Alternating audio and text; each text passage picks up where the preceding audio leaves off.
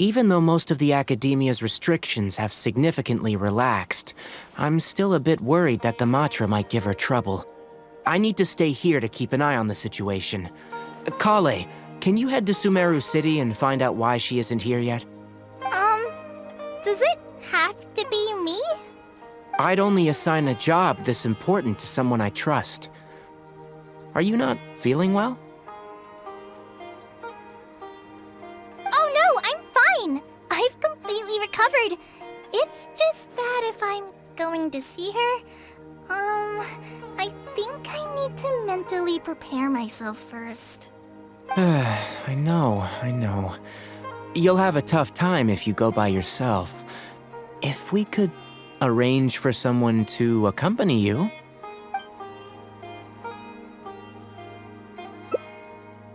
Oh, hey there!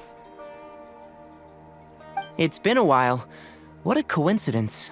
I was just thinking about asking you to accompany Kale to Sumeru City. Sorry, that's not what I meant. It's just that this matter concerns research banned by the academia. Not the sort of thing you'd shout from the rooftops. Also, you happen to know about this situation. There are very few people I can trust to be discreet right now. After giving it much thought, I believe you're the most suitable person for this task.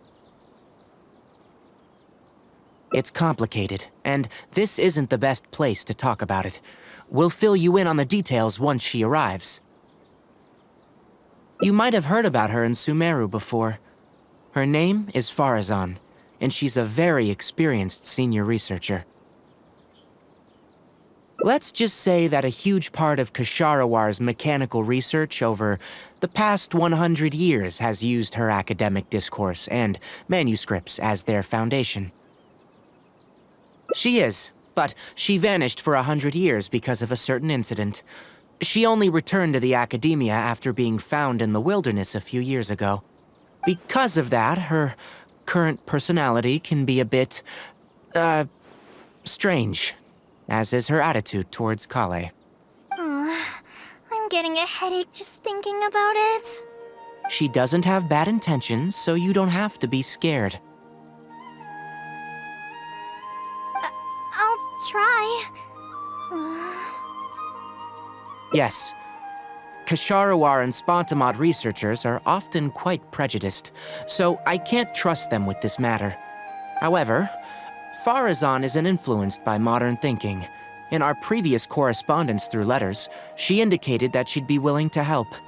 It's already past our arranged meeting time, but she still hasn't shown up. I don't think so. With her personality, it's more likely that she got wrapped up in some sort of trouble.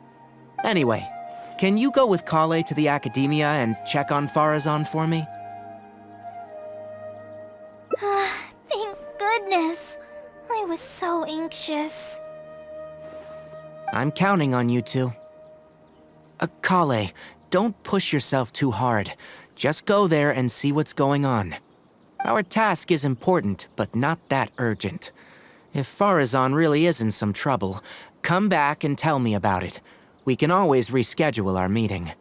After all, if she's distracted by other things, it'll affect her ability to help us. All right, let's go!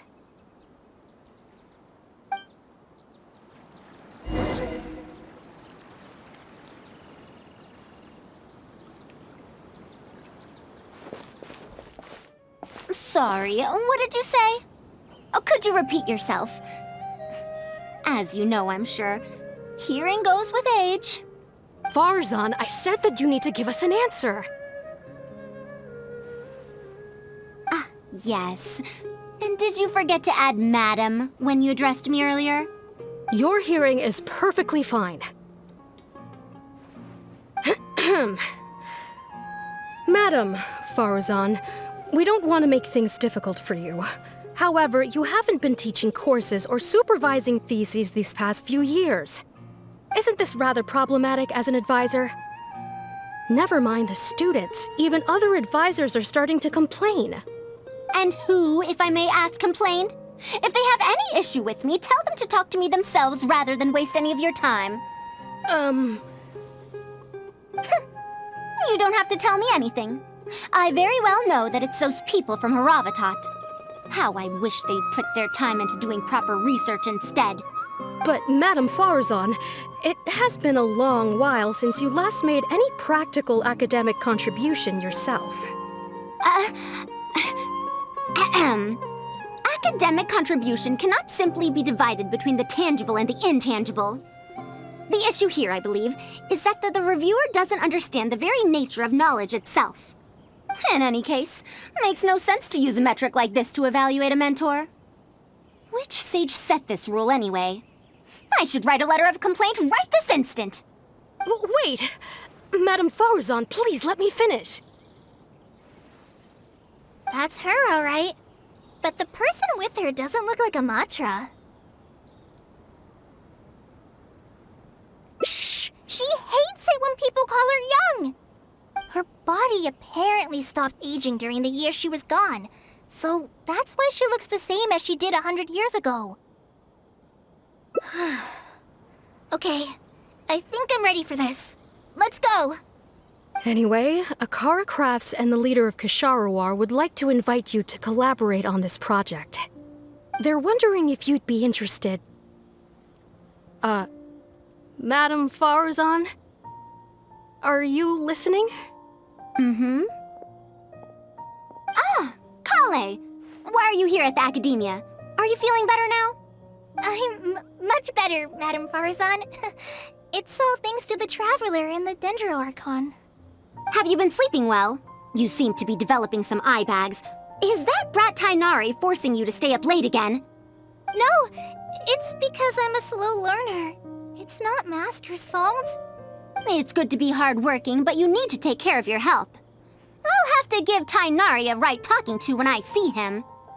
I'll also prepare some health supplements for you. There's really no need.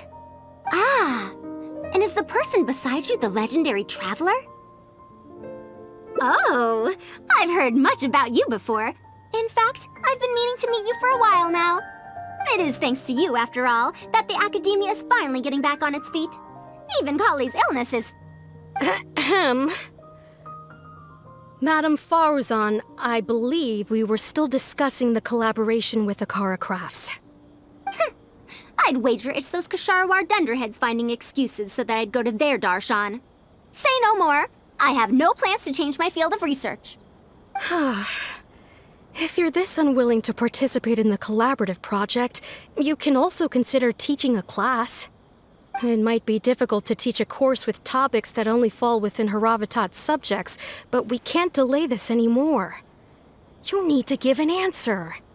You can teach a course or participate in a collaborative project. If you don't do either, it'll be hard for me to persuade the advisors and students who have been complaining. Could you not give me a few more days to consider? This matter has been delayed for so long already. That's precisely the issue. If you don't give an answer today, I fear that someone will soon escalate their complaints to the sages. What a waste of free time these folks are. Now you two are here at Tainari's behest, I take it. I'm sorry, but given the current situation, it looks like I'll have to come over some other day.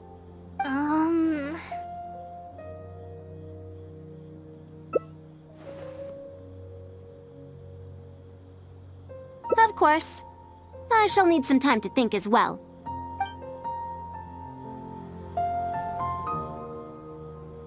What now? She seems so busy. Master said there's no rush, but I know that he's been busy working on something at Paradise DI, so he hasn't returned to Gandharvaville for several days now. I feel for Madame Farzan, but I still want to ask her to come with us. But if I get her in trouble with the Academia, then she won't have the time to help Master. What should I do? Oh, this is such a headache. Yeah, that would be the best for them both. I'll check with Master later and see if there's anything I can help him with. But I'm sure he'll say, the best thing you can do now is study hard, so I don't have to give you remedial lessons. Huh? Oh yes! This way she can get her problem sorted out quickly, and then she can go see Master. So if I also stay and help... that still sounds kinda scary. Okay then. I'm counting on you.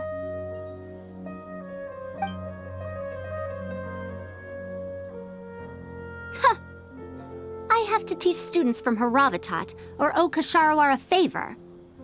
It strikes me that they might be even less happy about such a deal than I am. I think I can sympathize with them. We're back, Madame Farazan. The Traveler said that she can stay and help you. Oh, why I couldn't ask for more. In fact, I'm rather curious about the type of person the Traveler is. You were the one who taught Azar a lesson after all. That said, will I be troubling you? Is that so? Good. It does so happen that I do have something I need help with. Now, should I apply to teach a course with Haravatat, or join the collaborative project that Kasharawar is proposing? Honestly, I don't want to choose either of them. You might have heard of it before. Haravatat is an academic faction that researches languages and runes. 100 years ago, Madame Farazan was a researcher from that darshan. Now, not was. Still am. Yes, of course.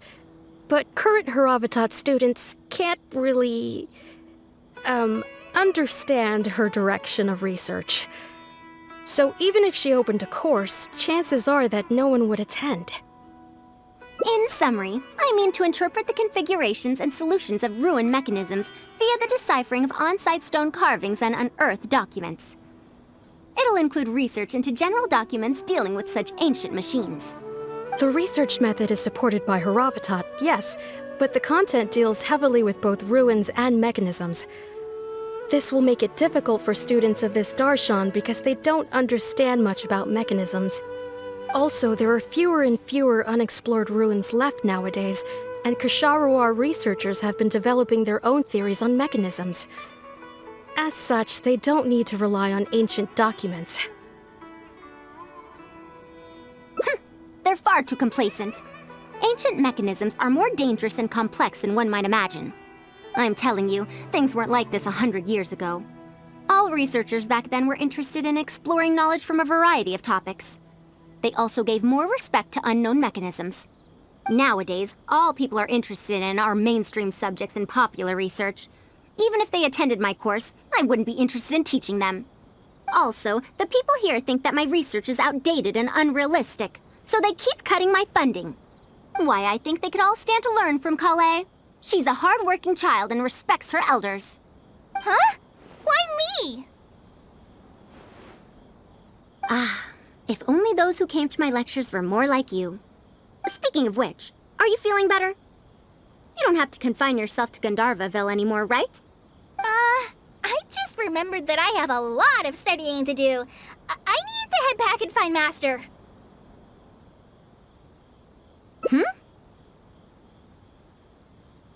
Are you telling me to start a reading course for Kale? Huh? Wait. Although Tainari has academic dealings with the academia, he isn't considered part of it. This means that Kale isn't technically a student. No, she's right. The old academia became consumed by their arrogance precisely because they ignored the public.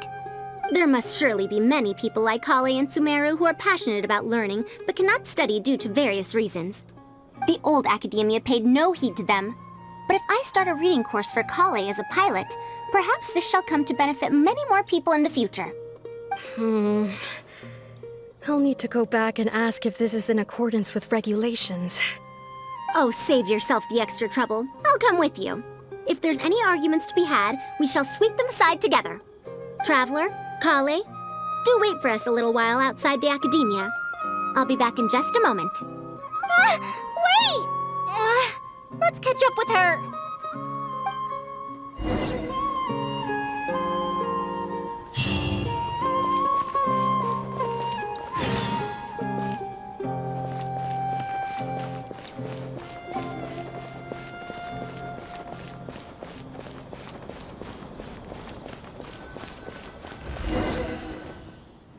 I can't believe she rushed right in after we arrived. She's really headstrong. Oh, how did things turn out like this? No, not really. Madame Farazan is a brilliant scholar. Even Master thinks so. If she's really going to teach me how to read, it'll definitely be much better than me bashing my head against the wall. It's just that she can get a bit too passionate sometimes. I don't know how to handle that. Maybe it's because she wants to take me in as a student? It's just like that researcher said. The academia has completely changed during the 100 years that Farazan was gone.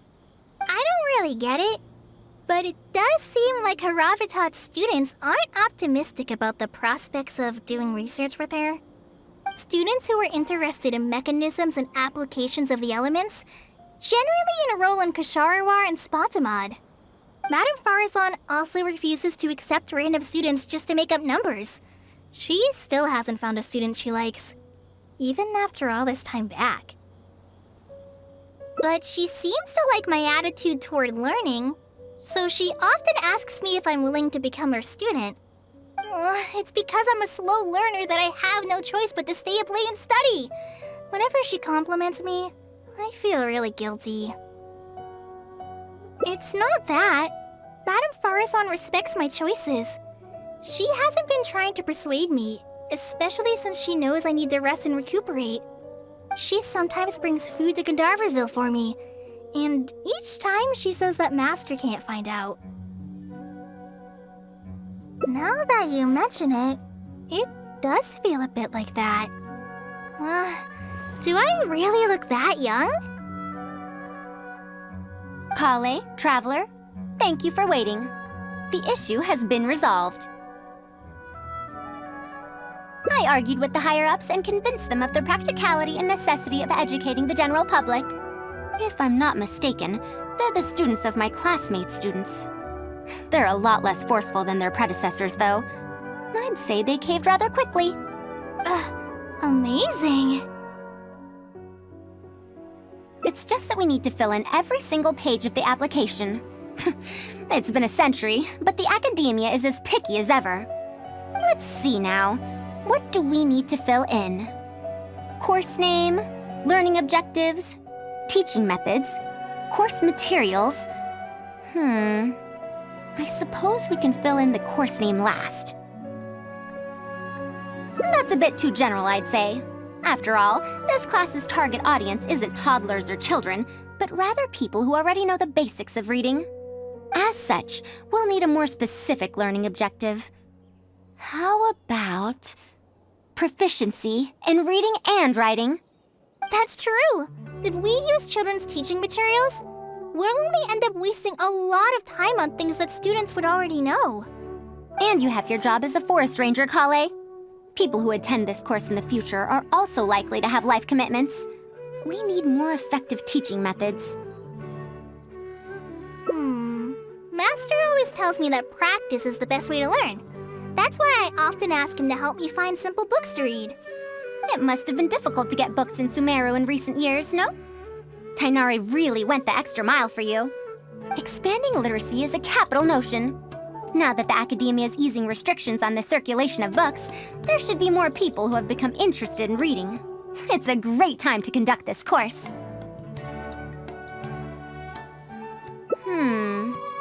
So that's next on the list. I fear that I'm at a loss as to which books youngsters like nowadays. Would The Legend of Antara be too old of a story? Fair. Kale, what have you been reading lately? Me? I've been reading light novels from Inazuma. I heard that ever since we were allowed to sell books in Sumeru again, some people set up stalls at Treasure Street to sell light novels. I've been meaning to go there and check it out. Light novels? This is my first time hearing about such a thing, but I doubt I will procure suitable teaching materials from the House of Dana. Treasure Street it is. Wait for us, Madame Farazan! You wouldn't think someone as fast as her is over 100. Let's pick up the pace and catch up to her.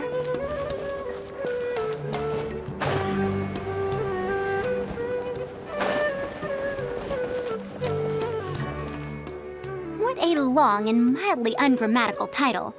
And why is the cover so colorful? Is this your first time seeing a light novel, ma'am? Oh, they're the most popular of books nowadays. Would you like me to recommend something? Fine. One shouldn't judge a book by its cover after all. Maybe browse through the books here. Of course. Why don't you try this one? It's Outlander Brigade, When the Wind of Death Blew Towards the Blonde Samurai. I heard that this book's author describes action in vivid detail. Now I've only skimmed through a few pages, but it feels like it's all fight scenes. There are only subjects and predicates, and the syntax is a tad simple. Subjects? Predicates? The protagonist just ends up fighting in every scene with no proper build-up. Will anyone even enjoy a story that's only comprised of fights? How about... the good thing about being reincarnated as a hilly churl is that I only need to eat sunsetias to become stronger. A reincarnation isekai story? Those are pretty popular right now. Isekai? What in the world is that? Also, why does it become stronger by eating sunsetias? Tropes? Those fictional rules used to push the plot forward, yes? They're definitely effective in achieving a distancing effect. Sorry. What is this distancing effect? However, this book doesn't explain how reincarnation correlates to becoming stronger. Such an illogical rule will affect the coherence of the story. Will readers really accept this? How about this? I had to fight tooth and nail to get this in stock. Oh, that's the latest volume of Onibudo! Now that's a rather normal title length. Oh, Kale, do you like this series? Yes, but I don't like it that much. Madam, are you going to use this series as teaching material? Let me see. The dialogue flows quite well, but there are too many phrases here that I don't recognize. Third eye of perception, illusory mirror, and so on. Are these terms that are tied to tropes? I also thought those names were strange when I was reading them. It's impossible to derive the meaning of these phrases in isolation. Also, their morphological properties are quite pedestrian, really. Or did the protagonist purposely create these strange names to disorient their foes? So there's no deeper purpose. It's quite hard to understand stories written these days. You're right. It's such a weird book. But you keep wanting to read the next page. Even the most popular book in Sumeru back then had greater depth than anything written today. Yes, a Bahumano researcher wrote it while researching folk legends. The plot had many twists. The world building was fantastic, and even the writing could withstand scrutiny. When it was still being published, many people in the academia were reading it. Even the sages back then all described the story as a timeless classic. The series must have concluded after so many years, right? Perhaps it's even more popular now. Is there a book like that in Sumeru? I've never heard of such a thing before. What's the title? It's called Tales of Shariar. Do you sell it here? Tales of Shariar? I don't think I've heard of that before. When was it published? About 100 years ago. 100 years ago? Are you pulling my leg? What sort of book can remain popular for 100 years? The Legend of Antara is popular to this very day, isn't it? I just heard someone telling it a few days ago in a cafe. If an old story like that is still being shared, then Tales of Shariar must be even more popular. Even if that is the case, I really don't carry that book here in my store. What? Is that because of the academia's strict control over books in recent years? I can't believe they've allowed the people of Sumeru to become so uncivilized. How can they not know about the Tales of Shariar? Tales of Shariar? Oh, wait! I think I heard an antique seller on the other end of Treasure Street mention that name before. I mean, it is a book from 100 years ago. Why don't you try asking for it there? Tales of Shariar is considered an antique now? How could the academia may have let such an excellent work of literature be forgotten like this. Traveler, Kale, I'm going to get to the bottom of this. Let's meet at the antique sellers. Madam, wait! Oh no, this is bad. You asked me why I'm scared of Madame Farazan, right? It's not because I don't know how to respond to her kindness. It's because I'm afraid of that ancient language she researches, because I can barely understand any of it. What if she uses ancient texts as teaching material? Even so, what if researchers from 100 years ago like to use ancient languages in their books? We've got to catch up to her!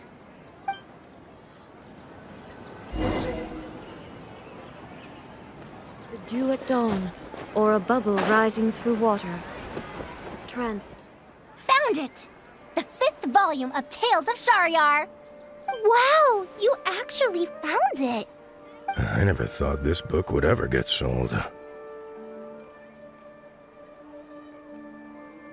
All right, that's our teaching material secured. We also now know what to call this course. Analysis of Classical Texts. After all, this book is definitely worthy of being called a classic. Can I take a look? Luckily the language being used here isn't ancient at all.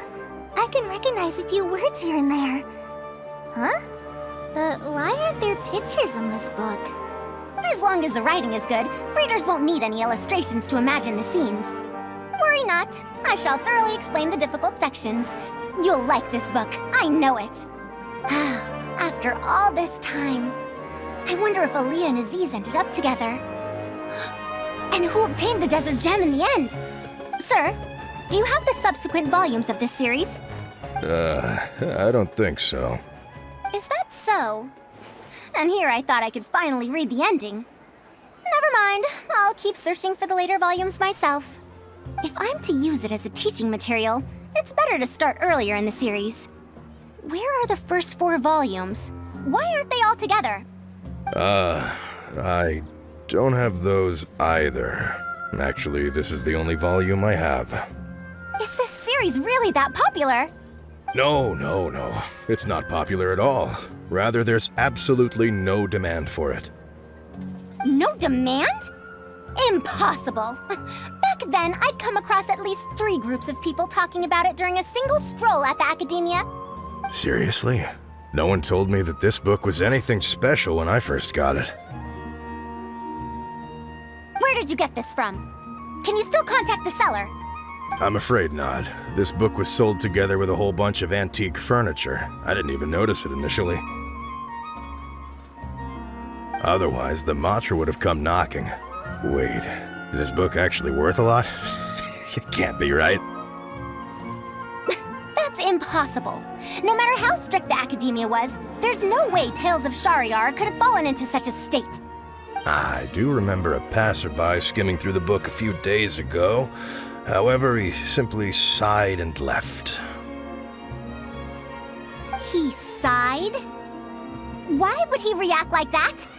Given the quality of Tales of Shahryar, he should have been entranced after a single glance. I'm sorry. Traveler, Kale, please give me a moment.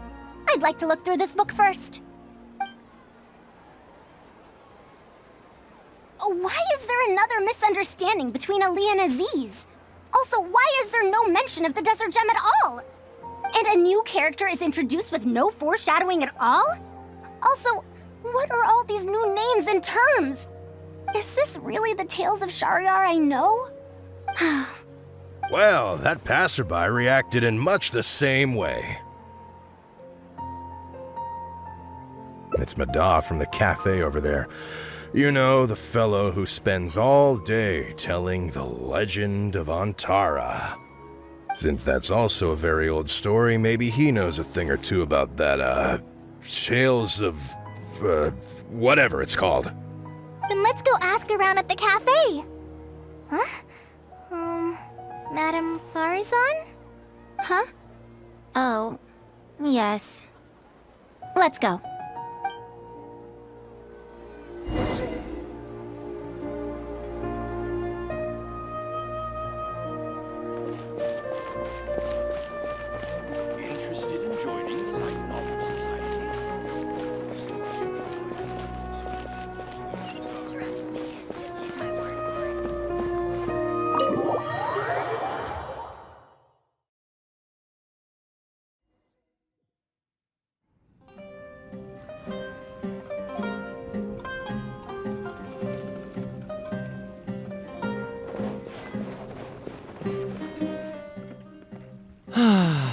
Another day, another empty room.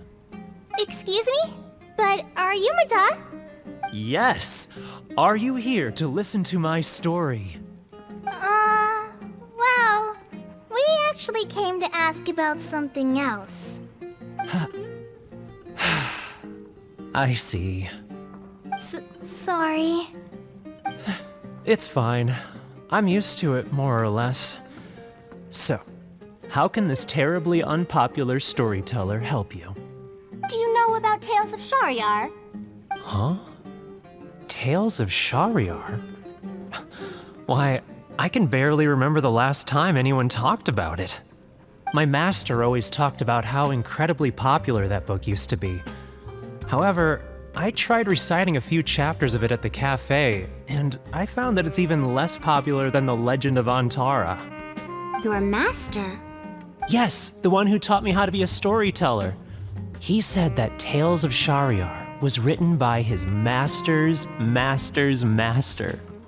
He also said that this great-great-grandmaster was an academia researcher, and that even the sages liked the series. He wrote 4 volumes back then, and the reviews just got better and better. You couldn't find a single person in Sumeru who hadn't read his books. And then? What happened next? Why doesn't anyone know about Tales of Shahryar now? Oh, it's hard to tell when it comes to trends. One day everyone likes stories like that, and the next day their tastes change completely. Instead of writing a proper ending, this great-great-grandmaster kept trying to extend the story. To tap into popular trends, he added a lot of tropes. Then, starting from the 5th volume, the reviews started to go downhill. How could that be? Then what happened to Tales of Shahryar in the end? In the end, there's no ending. The great-great-grandmaster tried to write a few more volumes, following whatever trends were popular at the time, but the trends kept changing right as he published his books. He got so infuriated that he stopped writing altogether and focused on his research instead. What? So there's no ending? The readers didn't care? By that time, only a very small number of people were reading Tales of Shahryar. Anyway, my master probably exaggerated. How could a work possibly have been that popular? The only tangible thing my great-great-grandmaster left is the original draft of Legend of Antara.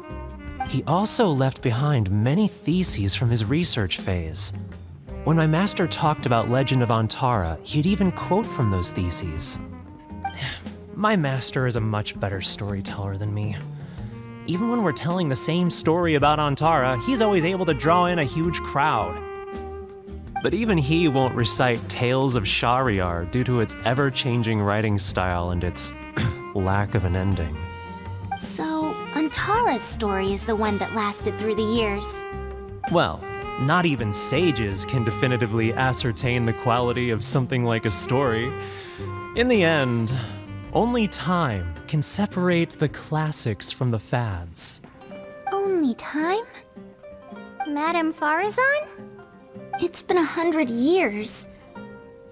Perhaps some things I once believed to be great aren't so after all.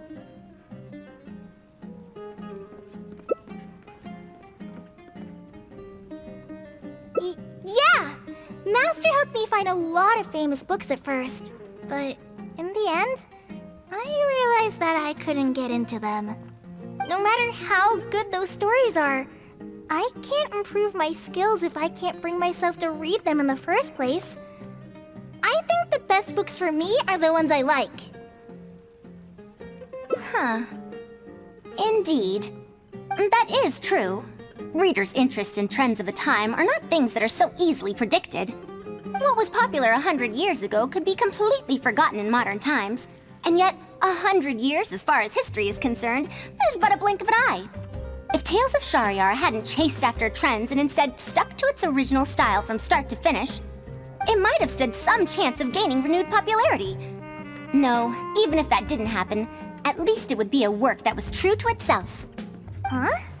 Our conversation just got a lot more serious. I don't really get what you're talking about, but it does sound sensible. Looks like I also have to hang in there and tell Antara's story well. How unseemly. I almost got carried away because of a single book. Well then, we should get back to the matter of our teaching material. It looks like we can't use Tales of Shahryar now. No, it's much too old. Oh. Kale, you found a book that you liked at the bookstall, yes? Yes, but I don't really... Then we'll use that book as our teaching material. Now that I think about it, using a book that you like is the most suitable choice for teaching you how to read. As for the academia, as long as we come up with an appropriate course name, we should be able to get away with this. My, it sounds like you've dealt with the academia before. Let's go with that. Now then, let's return to the book vendor in a bit and buy the latest volume of this Onibudo for Kale. Ah, but if I wish to use it as teaching material, I have to read it first. Huh? Speaking of which, other than third eye of perception and illusory mirror, I also espy some unfamiliar phrases from the reader's messages at the back of the book. Such things as, even if it reminds me of my dark history, I still can't help but be drawn in by the story. And the author has written all the things that I only dare whisper into a tree hollow. Why do people use dark history to refer to awkward or embarrassing memories? Is this some slang that was invented in the last century? If one of our learning objectives was researching linguistic changes over the past 100 years, it might make it easier to get these books approved as teaching material. Oh, I can tell you what that's all about. Apparently, in their youth, some people used to imagine themselves as someone burdened by fate, fighting against the world, etc. But as they grew older, they started to become embarrassed by such memories. Some would write those fantasies into novels, while others would entrust such tales to tree hollows. Mata? You know, I suddenly have the urge to hear a story about Antara. Huh? Why so suddenly? I knew it. There will always be people who love the golden oldies. Now, let me tell you all about the ancient hero, Antara.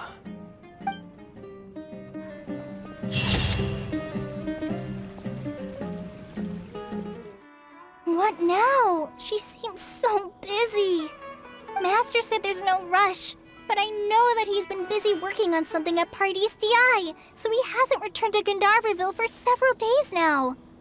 I feel for Madame Farazan, but I still want to ask her to come with us. But if I get her in trouble with the academia, then she won't have the time to help Master. What should I do?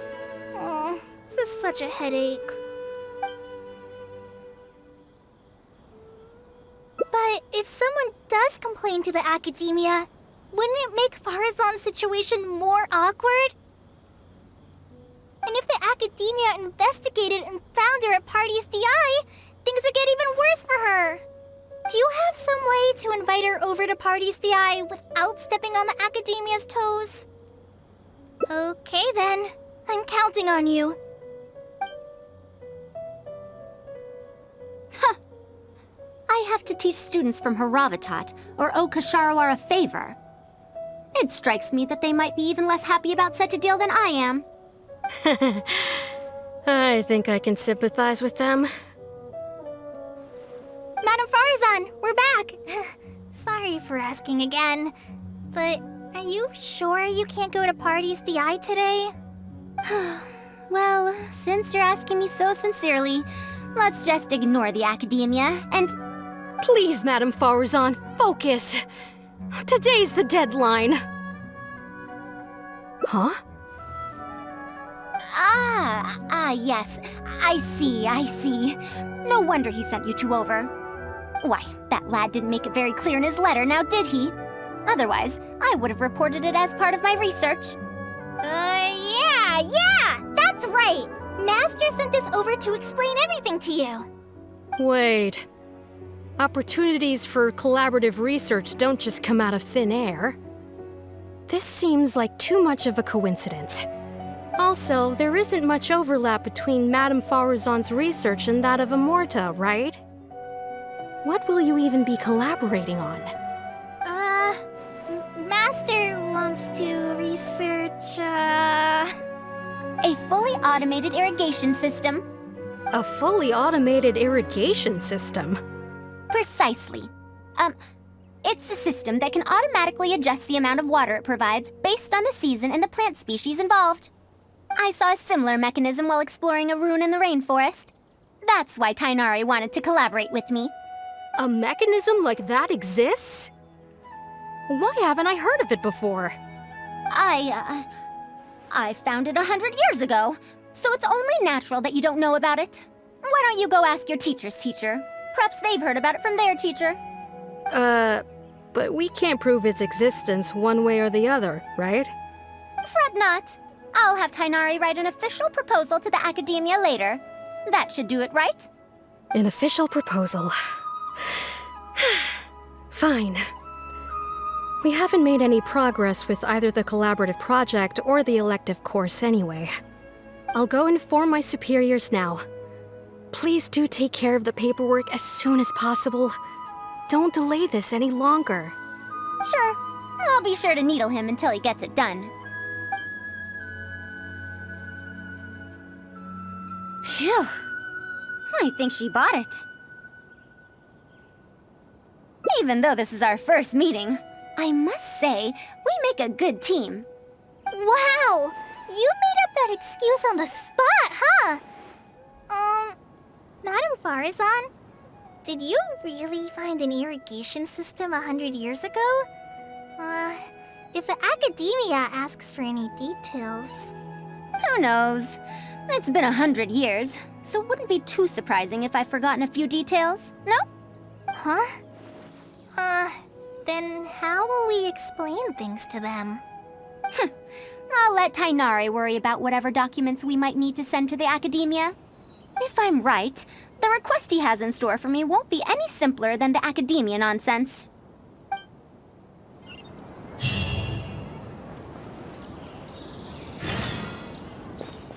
Master, we're back! Huh? Where did he go? You don't have to shout. I can hear you. Well, you got here much faster than I expected. I thought you'd have a lot more business to take care of.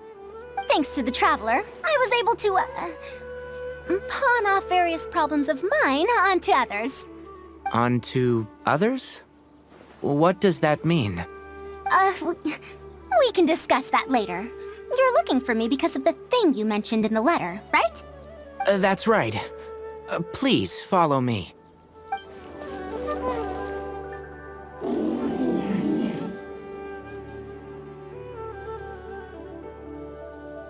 A monster? Why is there a monster here? Don't be scared, Kale. This is the mechanical life form the Traveler and I saved a while back. Its name is Karkata. It's the final work of a late junior of mine. You mean Abatui? He must have been a genius to create one of such polish all by himself. It's uncommon that a Spontamod researcher is able to create such an intricate machine. If he were still around, we could probably chat the day away. What a shame. Something seems wrong here. Have you been maintaining it? Mechanical life forms are much more fragile than they look. Is Karkata sick? Karkata has been lying down like this since a few days ago. It could be an old malfunction acting up again. I've taken a few courses conducted by Spontamod before, so I've managed to perform some passable repairs on Karkata's energy supply module. However, it seems the issue this time is with its transmission. My knowledge can only prevent its condition from deteriorating any further. But Madame Faruzan, you should be able to find a way to repair it. Not necessarily. Mechanical life forms are created using techniques from alchemy, elemental science, and more. There are multiple modules here that influence each other. A simplistic knowledge of mechanisms will not serve here. You know that as well. Each mechanical life form is very different from the next. So even I cannot be sure if my understanding of mechanical life forms is going to be of any use to our little crab friend here. Carcata. Can you all go outside for a minute? I need a bit of space. Before I do a thorough check, everything we've just said is but conjecture. All right. We're counting on you, Madame Farazan.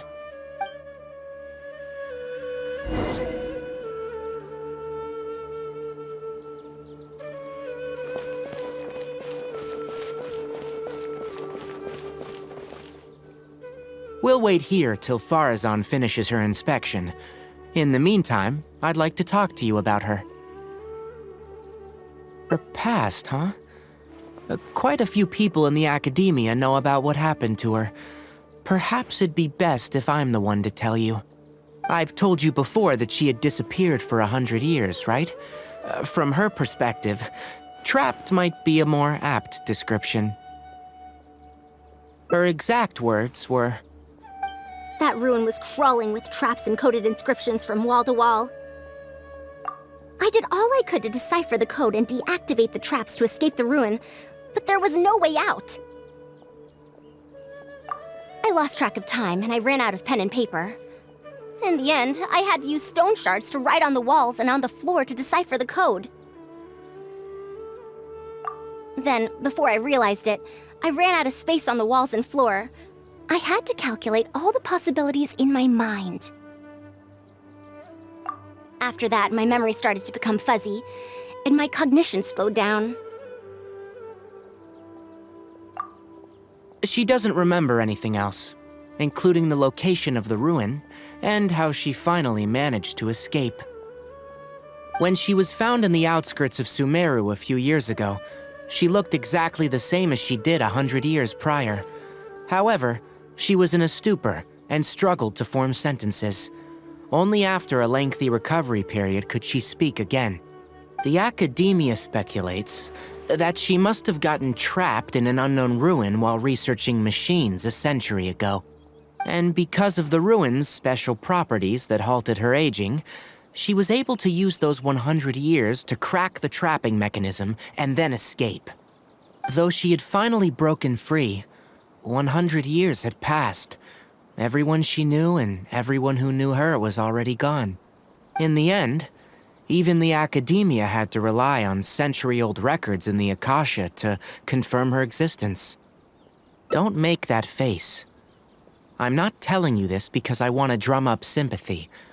She wouldn't want others to pity her because of past events. Rather, she sees that period of entrapment as an experimental error.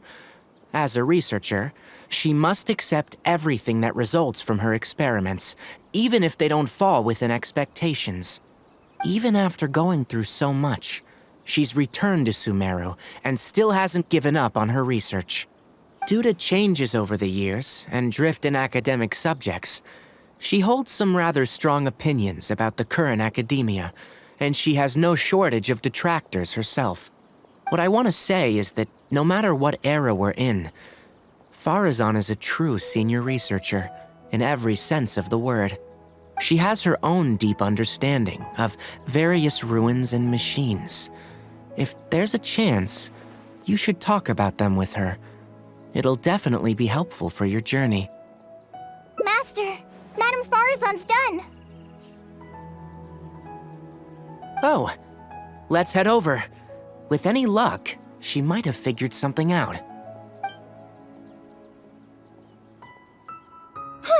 I never thought that I'd encounter a restitution module once again after 100 years. Abatui really installed quite a few impressive things on this. If my guess is correct, this mechanical life form has displayed attempts at self-sustenance before, right? Such as collecting parts to repair itself, for instance?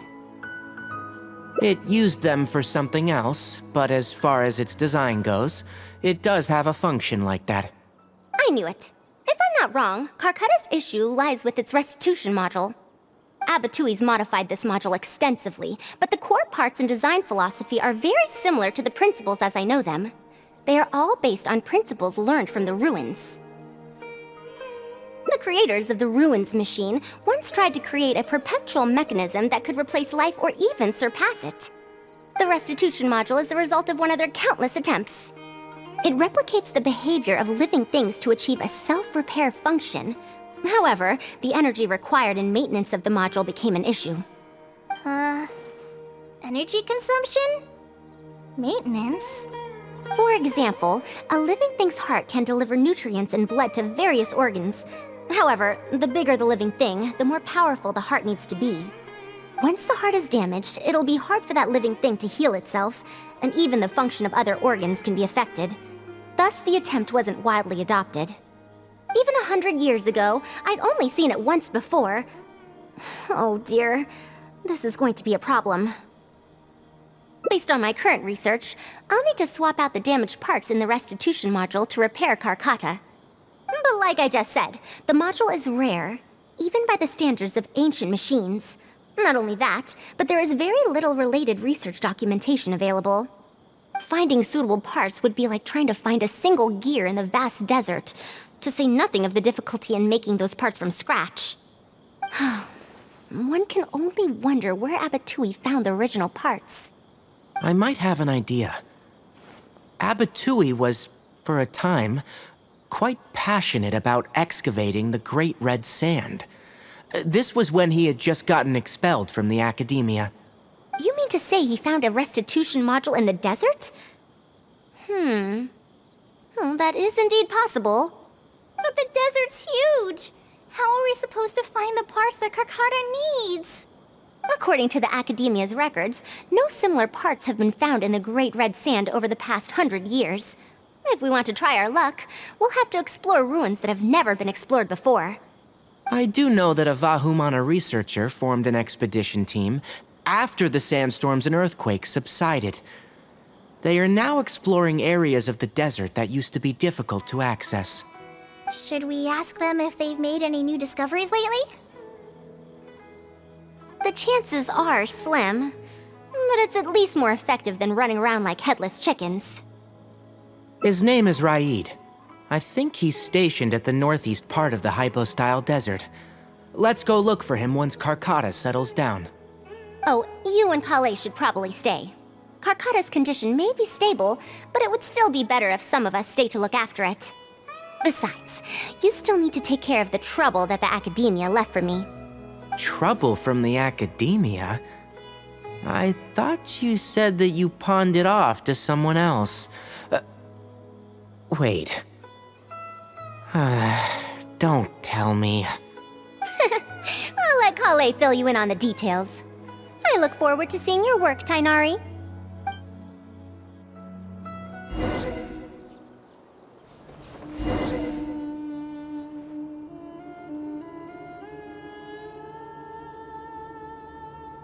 What is this? Halt! Mr. Raid's permission is required to proceed any further. That still won't do. Mr. Raid told us to keep people away from the ruins so they don't damage the site. Damage the site? I've excavated more ruins than you've visited restaurants. Which batch of students is Raid from? I want to see him right now. He isn't at the campsite now. You should all leave. Only he can give you permission to enter. What a stubborn guy. You're right. Even if there is new information, we still have to wait for him to come back so we can ask him about it. So let's just see what we can find out from the people here. I'm going to give that Raid a good talking to when he gets back. Starting from who in the world mentored you?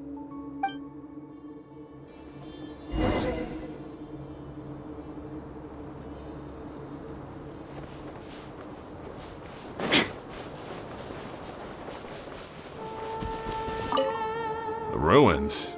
Don't know anything. We were only hired to deliver water and supplies to them. Forget excavation.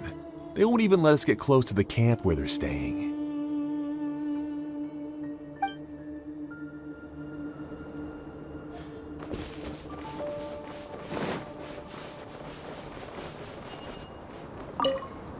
That machine looks amazing! Could it be the legendary Ruin Wanderer? The location seems to fit too.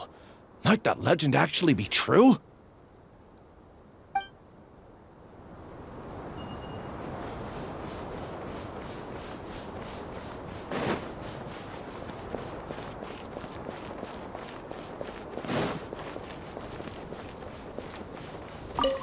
This area used to be ravaged by frequent sandstorms, but it's been calm lately for some reason. They say that this was done by a single traveler? But seriously, is such a thing even humanly possible?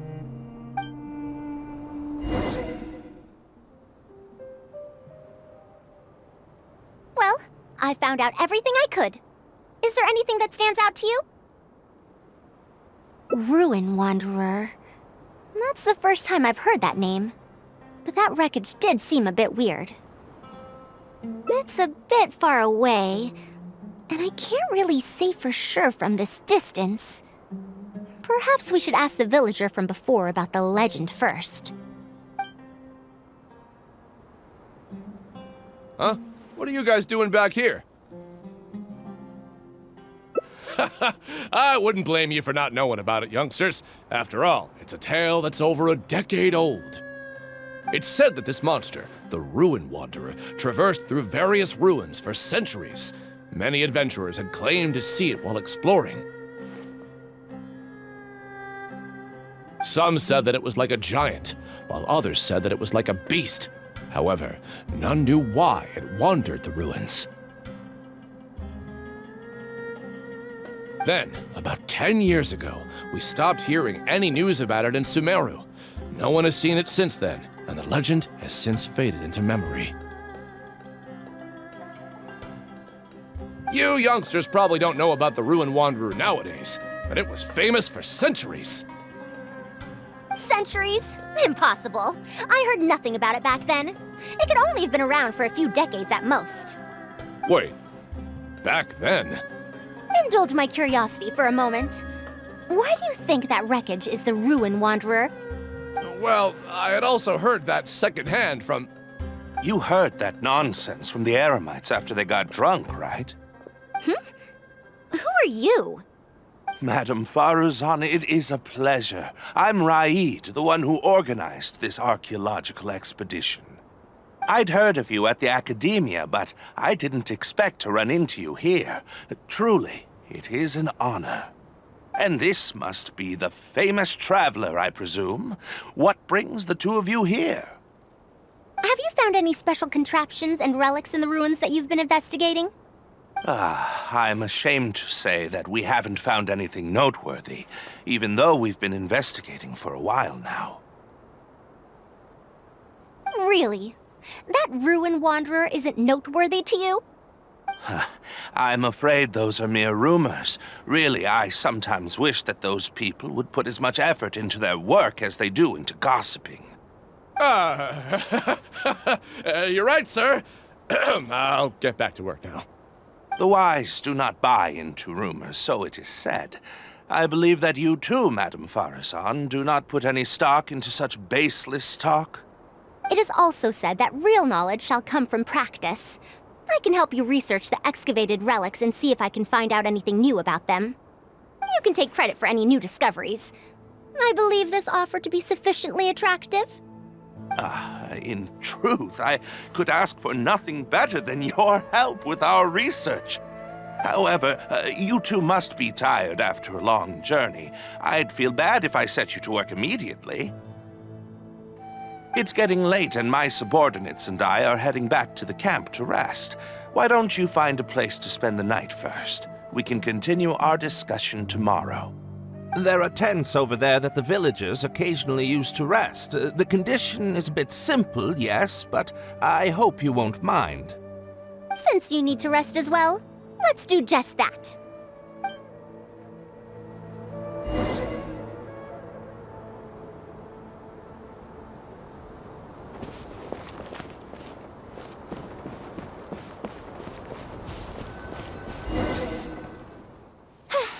This is quite far away. Are they trying to prevent the villagers from eavesdropping on them? This suits us just fine, though. This way, they won't overhear our conversations either. Now, I have my suspicions about this archaeological expedition team and that machine wreckage. I only caught a quick glimpse, and it was from a distance. But based on the condition of the armor and joints, it didn't seem like something that had been lying around for centuries. At most, I'd estimate that it only stopped moving about a dozen years ago. Yes, the timing coincides with the spreading of the legend. Now, assuming that it really is the Ruin Wanderer, how do you suppose it was able to maintain a relatively good condition despite high-intensity operation over the course of several decades? That's right! Technically speaking, the module shouldn't be able to move such a large machine chassis. However, I'm basing my knowledge on the mechanical life forms I've seen before. Well, this was over 100 years ago. It was a machine about the same size as Karkata, actually. It couldn't carry heavy objects or fight, and was only able to help me record some notes. It also helped me deliver letters home. I found it near the desert, which is why I wondered if there might be more restitution modules buried around here. Honestly, people in ancient times might have already solved the problem of providing enough power for all I know. I'll need to research this properly. Had I confronted Raid right there and then, he would have said that he couldn't tell that the machine was special. Then he'd just hand it over to the Academia obediently, and he'd get away scot-free. If the wreckage were to be handed to the Academia, it'd be much tougher for us to do research on it or get spare parts for Karkata. Anyway, we should figure out what they're planning before making our next move. They insisted that we should stay the night, which means if they're trying to pull a fast one on us, they're likely to try tonight. We must be vigilant.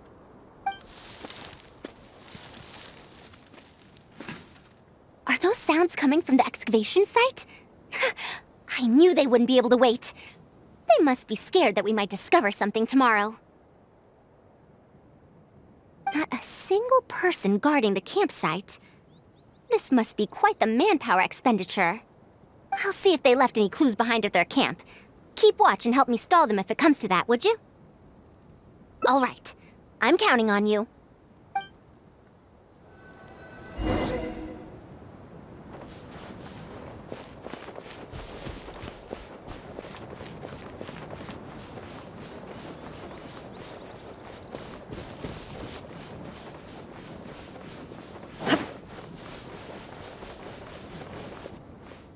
Why isn't the tent here yet? We need to switch it out tonight.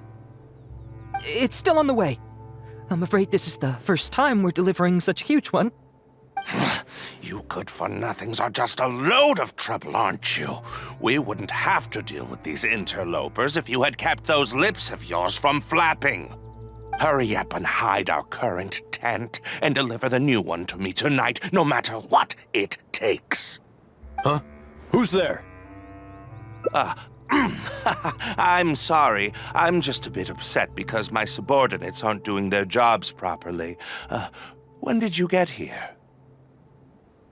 It's nothing. Just a tent. We didn't pack up all our tents from the last campsite. Some of them, along with a few people, have been left there. Someone damaged our current tent, so I'm trying to get my subordinates to get one from that previous campsite delivered here. The relics in the ruins are highly valuable, so I'm worried that treasure hoarders and bandits might try to steal them. Since the tent isn't here yet and I can't fall asleep, I came here to patrol. Well, these things are antiques after all. There will always be people interested in buying them. I hired so many people precisely because I was worried about that happening. Speaking of which, I'd like to ask, is the Academia really aware that you've traversed through the desert to come here in the middle of the night? Also, where's Farazan? Why isn't she with you? I'm right here. Also, you forgot to address me as Madam.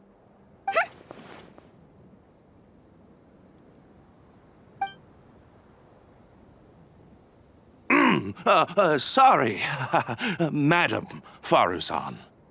You were all making so much noise that I couldn't sleep, which is why I got the Traveler to find out what was going on. But for some reason, that one task took forever. So I came to check in on the situation. I'm very sorry for disturbing your rest. I'll tell my subordinates to be quieter on patrol. Good. Come on, Traveler. Let's head back. Yes, we came to check out the situation, didn't we? Well, we've already done that. We should get better rest so that we'll have energy to investigate tomorrow.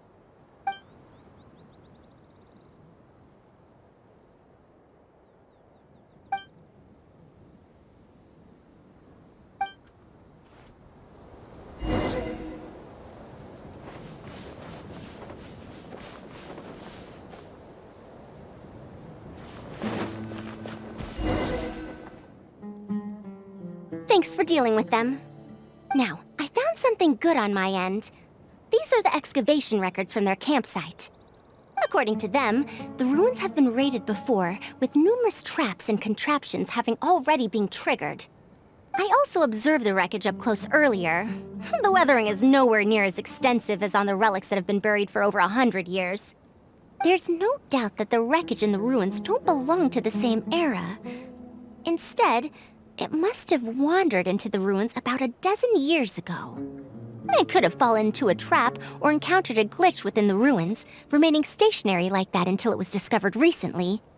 However, I still don't know why they'd want to hide it. I have no doubt that the researcher could definitely reach the same conclusion I did. The last few pages of the excavation records are written in code, which I still need time to decipher. The answer may lie within those pages. It's just wordplay. And if anything, that's my wheelhouse.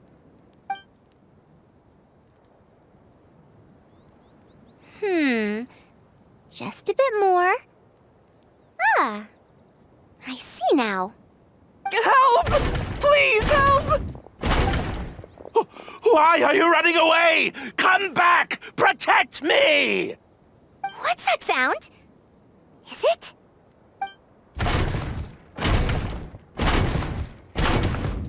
The Ruin Wanderer?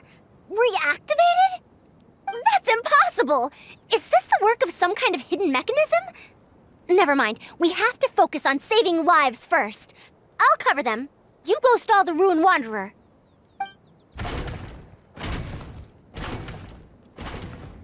What? It ignored the Traveler? Why is it chasing after us? What could have caused it to reactivate? Did it give chase? Darn it! Hey, come on, you lot! It's clear that we can't escape, so let's just attack it!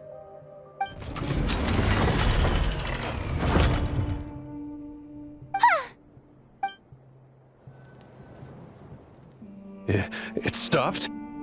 Hey, you guys, get up there and tell me what's going on! But what if it suddenly moves? You good-for-nothings! Why is everyone I hired so useless? Move! I'll do it myself. Looks like this thing's parts can't handle the load of functioning anymore after years of disrepair. When it first reactivated, I was wondering if it'd be as amazing as the legends had pegged it to be. I didn't expect it to be so much weaker than it looks. How disappointing. Disappointing, you say? Now, is that because you won't be able to sell it for much? Faru-san, you may be my senior as an academia researcher, but that doesn't mean you get to slander me. You wrote these excavation records, did you not? Or perhaps calling it a ledger might jog your memory a bit better. I don't recognize that thing. January 3rd, excavated 5 tents. January 5th, 3 tents sold. January 10th, 1 special tent pre-sold. It must quickly be switched out with an old tent.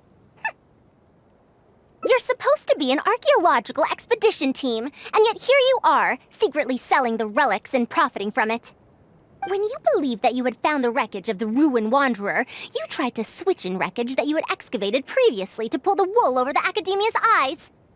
After all, there would probably be many wealthy buyers interested in purchasing the legendary Ruin Wanderer in the black market, yes?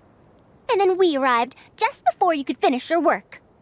That forced you to speed up your plan, and you tried to complete the switch overnight before I could investigate the wreckage.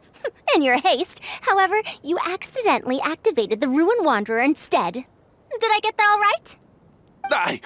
I don't know what you're talking about. You lack the curiosity befitting a man of knowledge, nor do you have respect for mechanical life forms. You're not fit to be a researcher. Ridiculous. Curiosity? Respect? I'm not here to hear you preach. Hey, we're leaving. Mr. Raid! Behind you?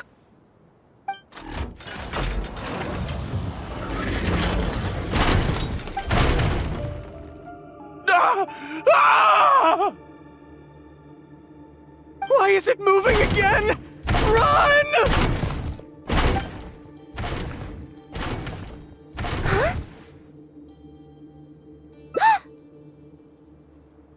Some said that it was like a giant, while others said that it was like a beast. However, none knew why it wandered the ruins. Technically speaking, the module shouldn't be able to move such a large machine chassis. However, I'm basing my knowledge on the mechanical life forms I've seen before. Centuries? Impossible. I heard nothing about it back then. It could only have been around for a few decades at most. Why is it chasing after us? So you've been looking for me this whole time?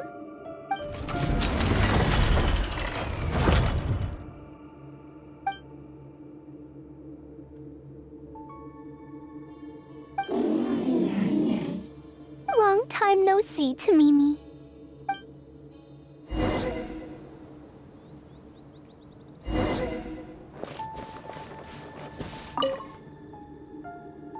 Dear Farazan, I hope you're doing well.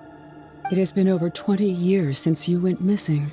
People from the academia keep telling us to give up and that you're most likely dead. But somehow, I feel like you're still alive. Yes, that you live still in some corner of this world. You've always been persistent, able to shine no matter what situation you face. I believe that this persistence serves you well in surviving and finding your way home. Unfortunately, I likely won't be able to welcome you home when you do. I don't have much time left, and my reflexes have slowed. Others keep telling me to stop exploring ruins. Only Tamimi is still the same as before, always running off to places which you've been to. Your teacher and friends came up with an idea to remodel Tamimi, so it can search for you in our place. You didn't like coming home back then and would always get Tamimi to send a letter back. Now we're leaving a letter with Tamimi. I wonder if it'll ever be delivered to you. I don't know the answer to that question, but if you ever read this letter, I hope it'll be when you've already found your way home. I regret not being able to say this to you myself, but I'll still feel sincerely happy for you, my dear daughter. Welcome home, Farazan. Look at you, Tamimi. You've changed so much after all these years. Thank you for waiting for me all this time. I've safely received the letters. Your work is done now. You can sleep. Tamimi, the mechanical life form I encountered back then. When I would go on expeditions, it would follow me, take notes for me, and send my letters home. When I met with that accident, it was on the way to deliver a letter for me. I once thought that I'd never get to see it again. I didn't expect my teacher and others to remodel its self-repair function, upgrading it to self-learning. And so, in order to plumb the depths of unknown ruins and overcome dangerous traps, it repaired and modified itself using parts it found along the way. 1 decade of wandering became many, and soon, Tamimi, which used to be incapable of even moving heavy objects, became the Ruin Wanderer. All so it could deliver these last letters from them to me.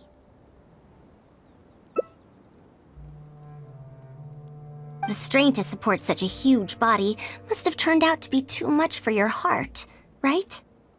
Even after the remodeling, its restitution module still can't function perfectly in perpetuity. It has been pushing itself beyond its limits over the past few decades. Just like a living being, mechanical life forms have a limited lifespan. It probably became trapped in the ruins all those years ago because its shelf life had run out. It most likely only reactivated because it detected my presence. And then it mustered up everything it had to deliver that last letter. Now, it can finally rest in peace. Tainari told you what happened to me, right? You don't have to apologize. It's not like this incident is a secret in the academia. Besides, I've always treated it as a failed experiment. As a researcher, I must accept this result. However, finding out that so many people were affected by my failure does make me feel somewhat conflicted. Can you head back to Pardis first? We've been here for a while, and it's best not to make Kale and the rest worry. As for me, I want to stay with Tamimi for a bit longer. Just a bit.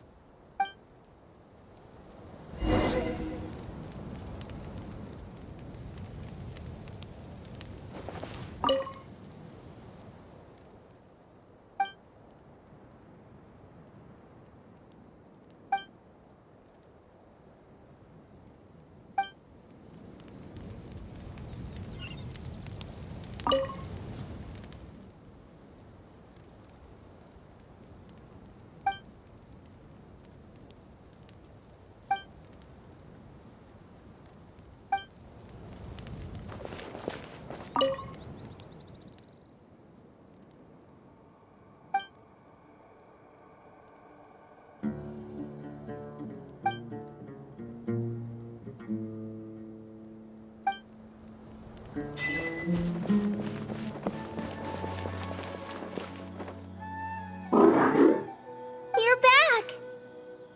Ah, how was your journey through the desert? Wait, where's Madame Farazan?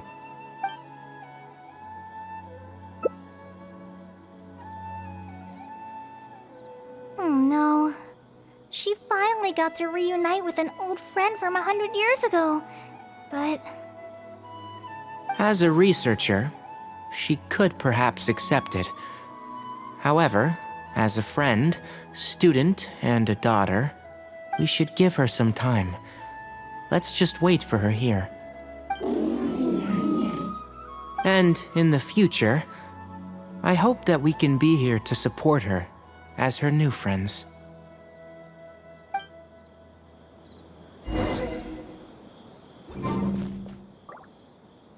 I'm back! What? Is there to be no welcoming party? We've all been waiting for you, Madame Farazan. That's more like it. Now, here are some components I brought back from the desert. Switch these out with the ones Karkata is using right now, and it'll be back in ship shape. Huh? Why do you all look so solemn? Come now. Liveliness befits youngsters more. Madame Farazan, did these parts come from... Come now. I thought that you must have encountered some major problem. This isn't something you have to worry about. Well, it looks like you already know everything, but no need to feel bad. Like I said before, as researchers, we must learn to accept our failures. Tamimi had been operating beyond capacity for a century, and I'm unable to repair it with my current abilities. Not even with these parts. It would thus be much better to use them to extend Karkata's lifespan. As a senior, it is only right that I do something for the people who come after me. That holds true for both researchers and machines. Besides, I didn't say that I would be giving you these parts for free. They will only be used for Karkata temporarily. Otherwise, you wouldn't be able to help me with my research. I'll be sure to revive Tamimi once I've fully deciphered and replicated the creations of the ancient civilization. All right, I'll do my best to help. Me too! Although, I'm not sure if I'll be much help. Thank you. If they could remodel Tamimi successfully even back then, there's no reason why we won't be able to do even better. And when that day comes, I'll be sure to say, welcome home to Mimi.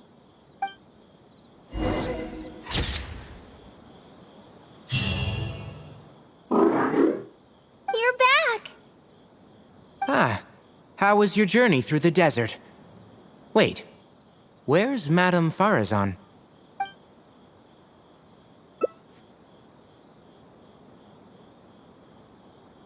So, Madame Farazan has some other things to settle.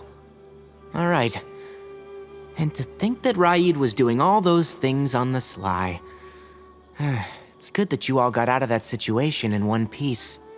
Madame Farazan will be able to repair Karkata when she gets back, won't she?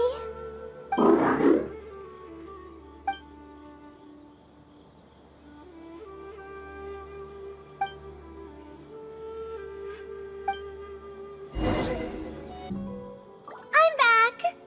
What? Is there to be no welcoming party? Madame Farazan, we're over here! That's more like it. Now, here are some components I brought back from the desert.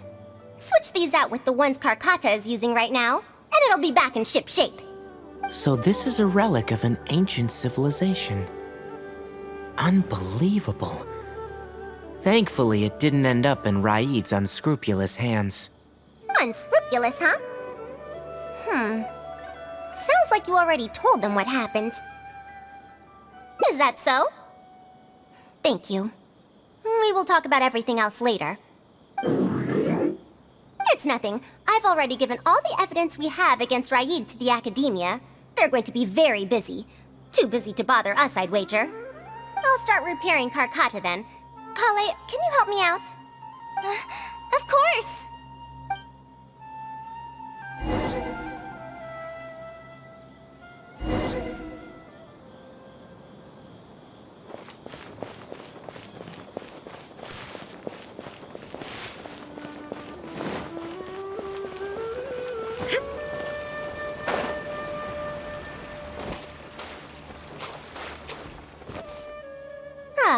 You're here. Thank you for keeping Tamimi a secret. If I tell them about Tamimi, will they still feel happy for Karkata? Even if we could convince them to accept the components, they'll probably still feel bad about it. I don't want my past to affect people in the present. That applies to both me and other people. It's fine. I'm used to this. I once believed that I'd never hear from my old friends and family ever again. Even their faces are getting hazier in my memories. However, I could remember them clearly again after reading the letter Tamimi handed to me and learning that they'd never given up on me. That's more than enough.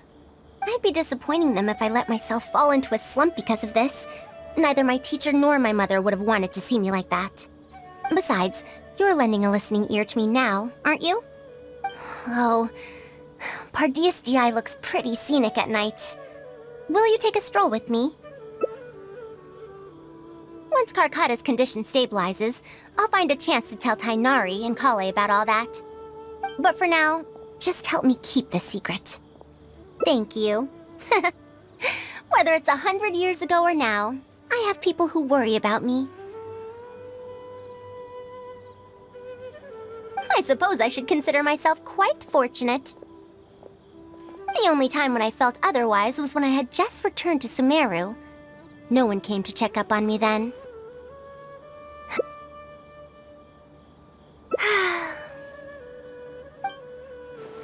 Yeah, I'm home.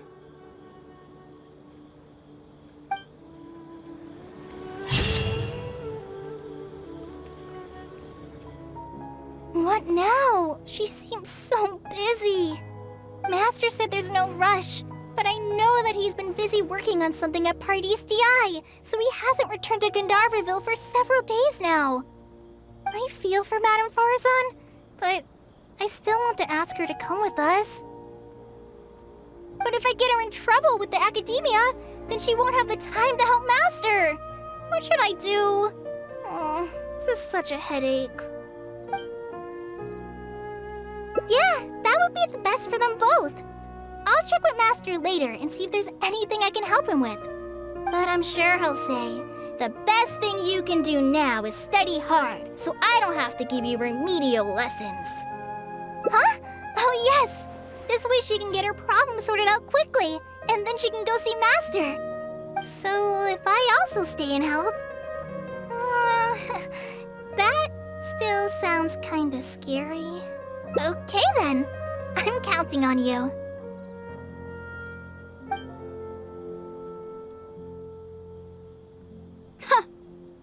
I have to teach students from Haravatat, or owe Ksharawar a favor. It strikes me that they might be even less happy about such a deal than I am. I think I can sympathize with them. We're back, Madame Farazan. The Traveler said that she can stay and help you. Oh, why I couldn't ask for more. In fact, I'm rather curious about the type of person the Traveler is. You were the one who taught Azara a lesson after all. That said, will I be troubling you? Is that so? Good. It does so happen that I do have something I need help with. Now, should I apply to teach a course with Haravatat, or join the collaborative project that Ksharawar is proposing? Honestly, I don't want to choose either of them. I don't know if Tainari's told you about this before, but while my research involves learning about ruins and the mechanisms within them, I don't belong to Ksharawar, which specializes in researching mechanisms, nor am I in Spontamod, which specializes in researching energy flow. She has been invited to Ksharawar multiple times to continue her research, but she's rejected them each time. Just listen to how they introduce themselves. In the future, Ksharawar will be the only Darshan with the ability to research mechanisms. There's no such thing as exclusivity in knowledge. Besides, the current Ksharawar is more concerned about how mechanisms can be used in everyday life, while my research involves textual analysis of ruins. If they're trying to use the collaborative project as an excuse to have me reconsider again... No, that's not it. The request this time is from Akara Crafts. The representative of Ksharawar recommended you to them, Madame Farazan. In truth, she told me that it's because she respects you a lot. Oh, respect? Oh, my. Putting aside my ideological differences with Ksharawar, I suppose I must acknowledge this attitude of theirs. At the very least, they're bounds above those decrepit Haravatat fools. Yeah, Akara Crafts is a pretty nice shop. Well, since both of you feel as such, I shall first hear this proposal. In summary, Akara Crafts wants to design a series of early learning toys that will cultivate curiosity and learning in children. Early learning toys. Interesting. The academia agreed to work with them because they hope that these toys can help children become excellent researchers in the future. True. The current academia is in need of some new blood. If the children start learning now, perhaps I can find some talented students in a few years. Madame Farazan, you still haven't found any students? Anise, Ksharowar's representative, should be staying in the inn at Port Ormos. If you want more details, you can find her there. Port Ormos? Now there's a place I haven't been to in a long time. I wonder how much it's changed.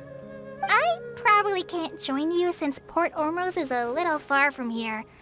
I should probably go back and report to Master, and then review today's homework. No worries. Go do your homework, Kale. Once I'm done with everything here, I'll head over to Pardistii. Thank you. Why, I'd even call this a rare chance for a curious researcher like myself to observe the legendary traveler up close.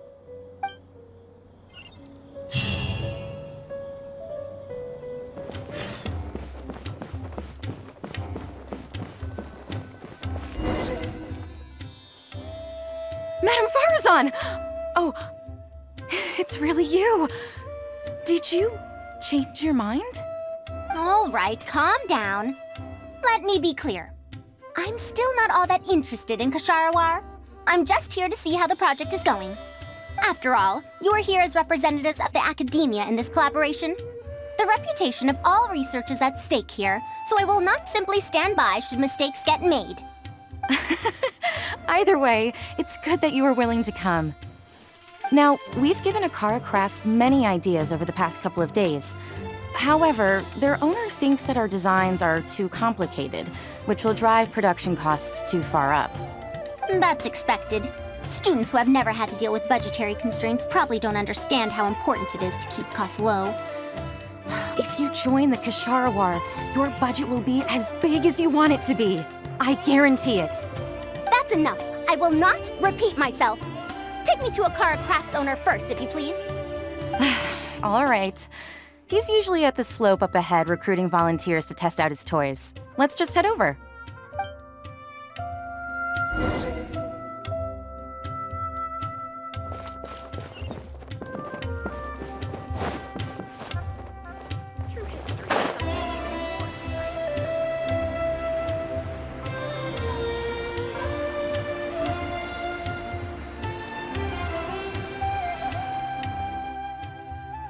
Mamdu, the one I recommended is here.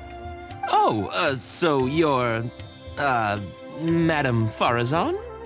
Yes, that's me. Ah, wonderful. We haven't been able to make any progress on our collaboration recently.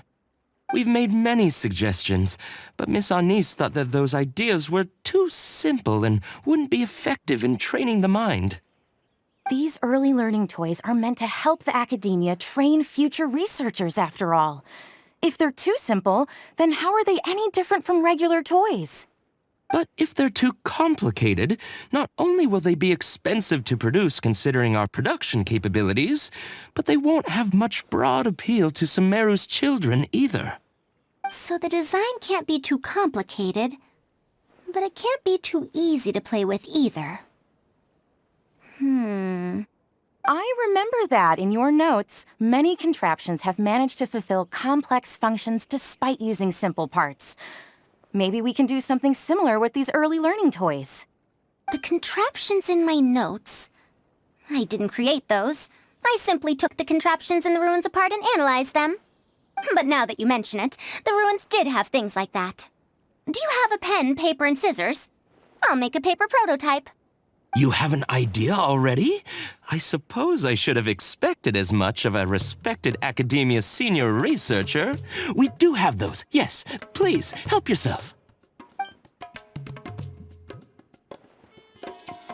Oh, you're done already? Let me explain. These 3 thick lines represent 3 poles. These paper strips of varying lengths represent rings of different sizes. They can be slotted onto the poles and stacked up like a tower. Well, that is easier to make than I expected. So, how is this game played? That's very simple as well. You just need to shift the tower from this pole to another pole. Isn't this a little too simple? Even by the standards of an early learning toy, I mean. Of course, when moving each ring, the paper strips in this case, you must follow one rule. You can only move one ring at a time, and you can't place a bigger ring on top of a smaller one. It's like building a tower. The rings in the 3 poles must be stacked from big to small. I named this toy Pagoda Stack. Pagoda Stack. That sounds way too simple. Even I feel like it's missing something. Give it a try and you'll find out if it's simple or not. I heard from Anis that you find volunteers to try out the toys, right? Why don't we do the same for this game? It's such a simple toy. There's no need to... Mamdu, let's just do as she says.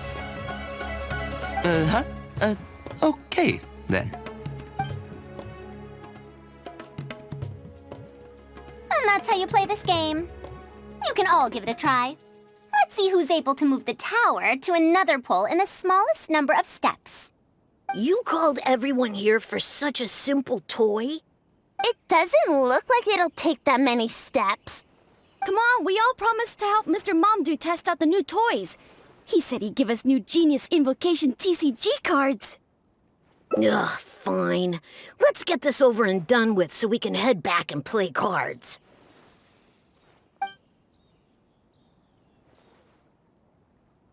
Done! It took me 19 steps. Huh? It took me over 20 steps. I only needed 18 steps. Not bad. Looks like you're all familiar with the rules now. Then let's increase the difficulty. The next tower will be 5 layers tall. Now then, give it a shot. Wait, there's more? Well, since we're already here, why don't we just give it a try? An extra layer shouldn't make it that much harder, right?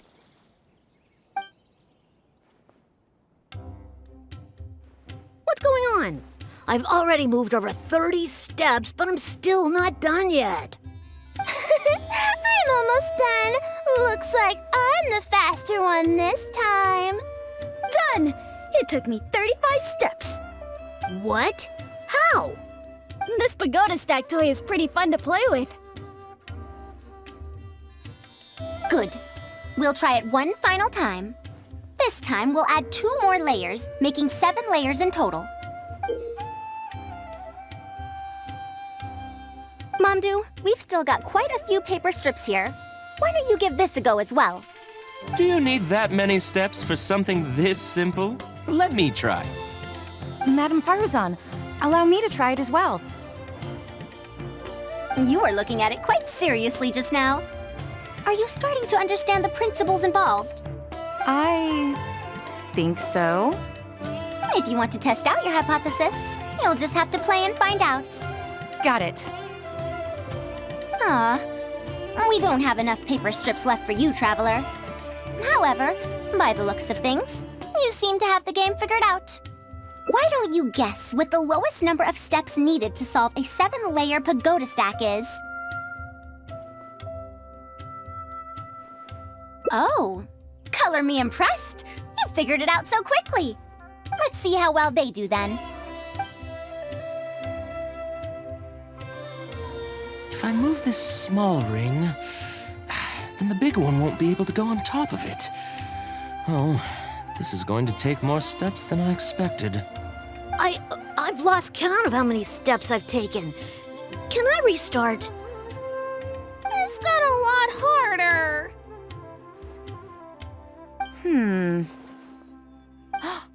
I solved it!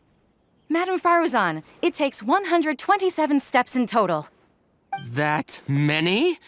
But there are only 7 layers. For every extra layer in the pagoda stack, the move order you need to consider becomes much more complex, and the number of steps required will at least double. More accurately, it will require double the steps, plus 1 each time. You did well. You didn't underestimate the principles behind it just because it's an early learning toy. The complexity of any given contraption isn't determined by the number of parts it has. The way the parts interact and the rules behind how it operates are important too. Oh, I see. No wonder you emphasized in your notes that no contraption should ever be underestimated. I see. So even a simple toy can become complex with the right set of rules. That's right. The rules used for Pagoda Stack are the simplest kind when it comes to ancient contraption-making techniques. I could spend some time picking out all those machines that do something similar and write you a reference book. Once that happens, you can give the volunteers the reference book and paper prototypes and find out which toy is the most popular. Do you have any other toys? Yeah! When can we play with them? In about 2 days or so, I think. Anise, if you're free, can you help me with the illustrations for the reference book? Of course! I'd be honored. 2 days should be enough for us to find more volunteers. Then we can organize a huge conference here, at which we can announce which toy we'll be making. You'd be most welcome. We need more people to get a healthy range of opinions. The more, the merrier. Thank you for coming here with me today. I'll walk back with you.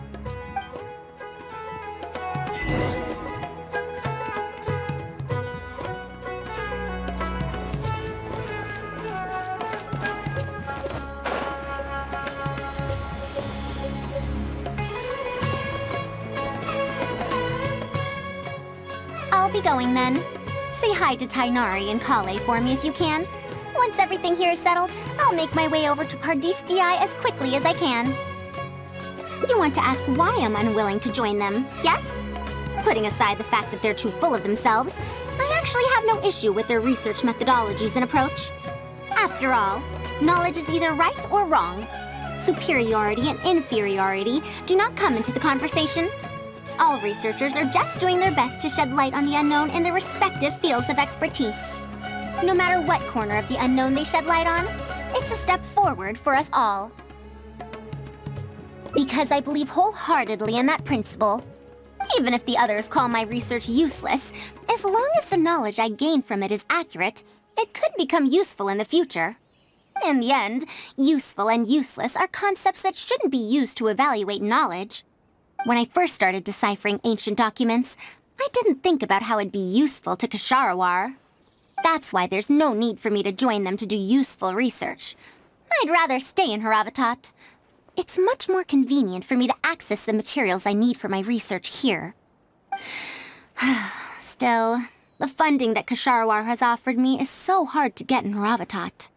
Perhaps if this collaborative project goes smoothly, I can even ignore Haravatat and ask for a higher budget directly from the academia. Oh, I could come up with lots of ideas. With Anis's help, 2 days will be enough for our work. However, I'm still undecided as to the style of the reference book's text and illustrations. You're right. Explanations are a core part of early developments, too.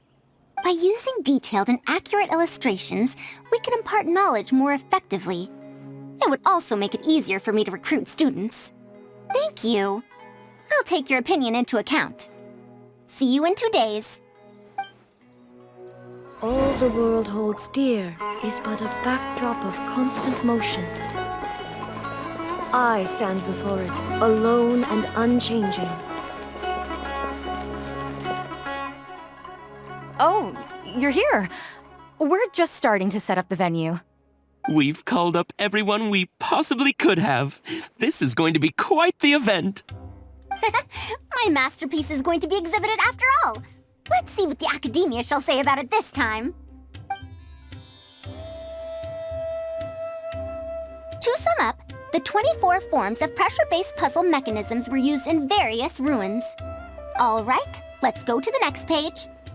Now, I'll explain the base layer design of elemental monuments. Are we done yet? Oh, I'm falling asleep. I don't understand any of it at all.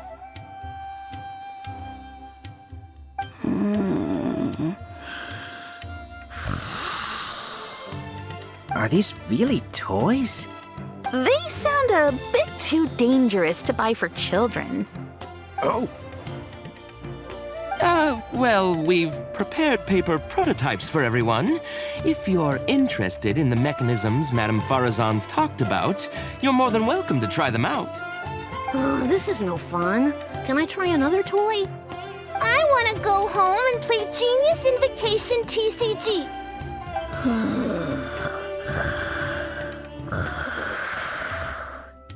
Forget it. I don't think anyone would be interested. I should go home and take care of my children.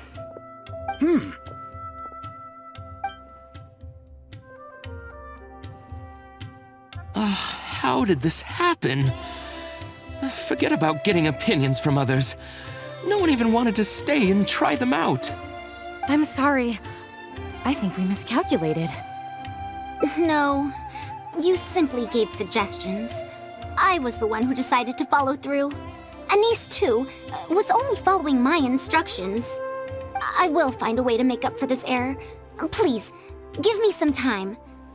I'll write another reference book. Excuse me, but are you the one who wrote this reference book? Yes. Who are you? Ah, you're that man Mountain who was in the crowd just now. Do I stand out that much? Well, I guess I don't look like someone who'd have anything to do with toys. Let me introduce myself. I'm Kamal, the branch master of Sumeru's Adventurers Guild. What's the branch master doing here? Were you looking for us, or did something happen? I came to Port Ormos to visit some old friends. On the way over, I saw the booklet you were handing out, so I came to take a look. Can you print a few more copies of this booklet and sell them to the Adventurers Guild? Also, could you make full-fledged models of those paper prototypes and sell them to us as well? What does the Adventurers Guild want with these toys? You may see them as toys, but to adventurers who need to deal with all sorts of machines and contraptions within ancient ruins, this booklet is a true treasure. We have many members who can't read, so books are of little use to them. What they know of handling mechanisms has been learned solely through word of mouth. Even if the academia granted public access to all their books, there are people who can't use them. Ah, and our booklet is practically all pictures. Well, it is designed for children. It might be a bit too difficult for children, but it's perfect for adventurers. Also, those paper strips, you called them paper prototypes? If you can make wooden versions for demonstration purposes, even the most illiterate person would be able to follow along and understand. If we can supply a model set for each branch, and if each adventurer carries a booklet with them, then ruin exploration will become much safer. You really think so? I mean, yes, I always knew it. Knowledge will always be needed, one way or another. Making models of contraptions for the Adventurers Guild? To be honest, that sounds like a good avenue to explore to me. We'll probably have to send in a separate application, but it shouldn't be an issue. After all, this concerns safety during the exploration of ruins. It's a problem that the academia is actually trying to address as well. Then let's cut to the chase and discuss the details of our first order. The amount we're offering to pay in advance is this much.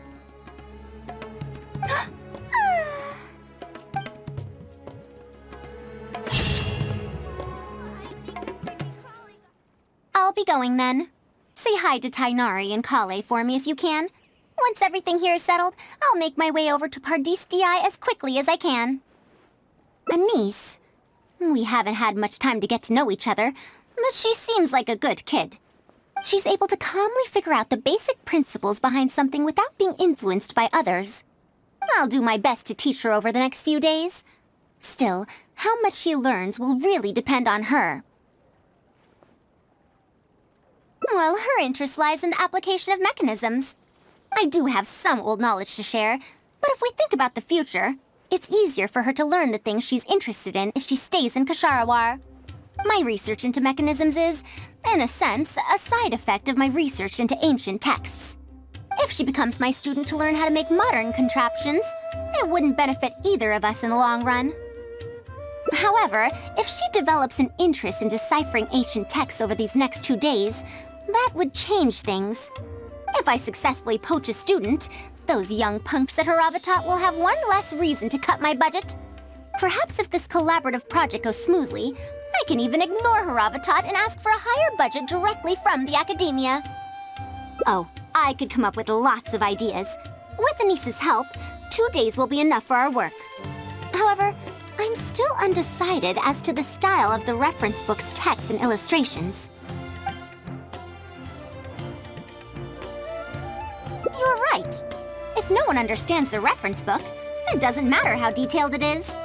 It's better to make it simpler and fun so that children will be interested in the subject. It'll also make it easier for me to recruit students in the long run. Thank you. I'll take your opinion into account. See you in 2 days.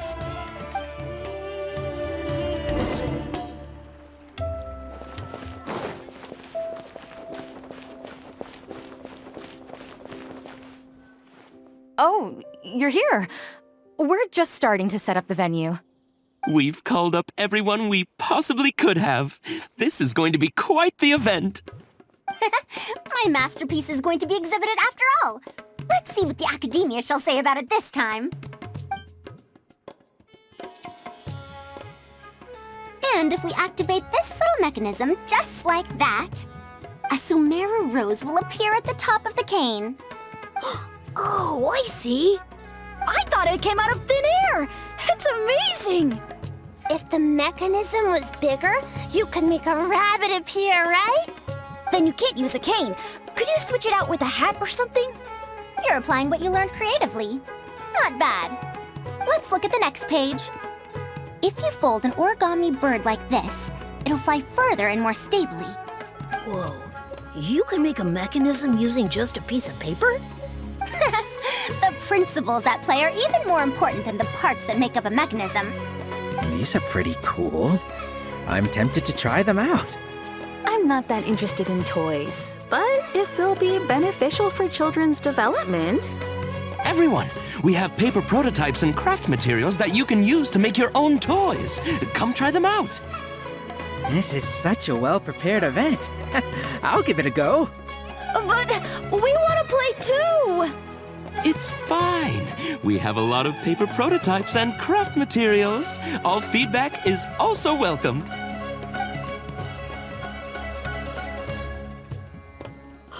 Oh, my origami bird flew further this time.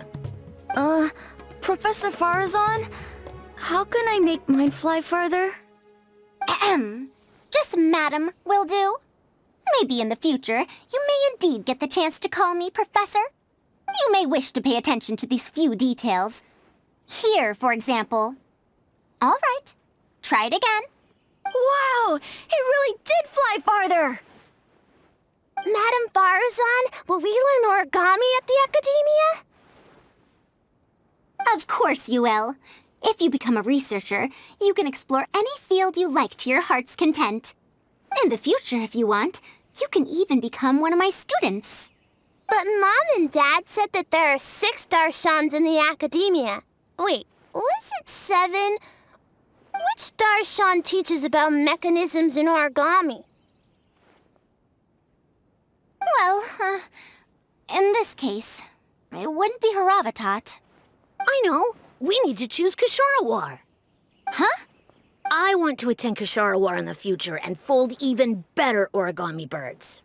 I want to make even more awesome mechanisms! Actually, the other Darshans do have their own specialties, too. For example, Haravatat specializes in... Pay it? How did this happen? What if we end up in a Darshan we don't like? Does that mean that we won't get to learn about the things we do like? No, that won't happen. Take me, for example. I'm a researcher from Haravatat, but I research mechanisms, see? The only person able to restrict your curiosity as a researcher is you. Do you understand what I'm saying? Not really. Huh. It's all right. You still have a long road ahead of you. Now, do you want to learn about some other machines? Let me tell you a story about pressure-based mechanisms and elemental monuments.